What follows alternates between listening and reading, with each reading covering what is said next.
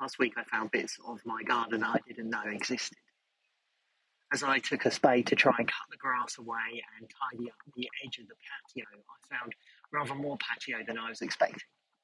I found brickwork around the edge of the garden. I found that the little square paving stones to our washing line were in fact not little grey paving stones, but they were big, round ones.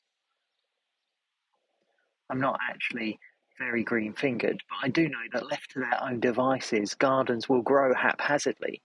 Things you do not want to grow, like the lawn encroaching on the patio or the brambles at the back, will grow out of control. And often the things you do want to grow will not find the space or the sun that they need. For a garden to grow well, it needs to be properly tended. Some parts need to be cut back, other parts need to be encouraged and fed. Some things need to be dug out, some new things need to be planted. This is true of our journey with Jesus as well. In Matthew 5, Jesus talks about gouging out your eye or cutting off your hand if they're going to cause you to sin. We all have things in our lives that hold us back from becoming more like Christ, things we spend our time doing or watching, things we say or think, habits that we have that we need to get rid of. In Galatians 6, the Bible talks about what we put into our bodies impacting what comes out. That the things we take in will affect the sort of person we become. It means that in addition to the cutting back, we need to also do some planting and some nurturing.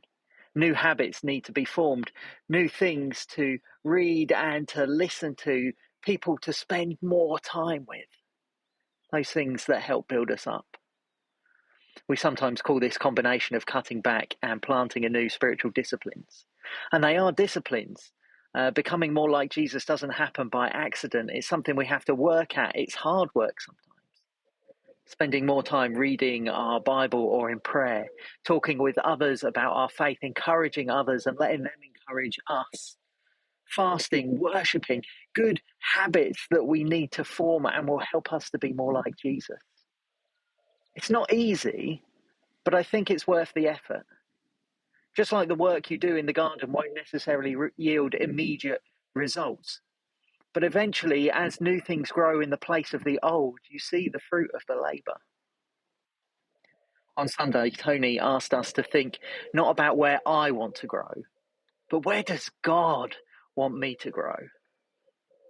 I wonder what God is encouraging you to cut back or dig out. I wonder what new things he wants to plant in your life and encourage to grow and to flourish. I wonder what you need to do today to make those things happen.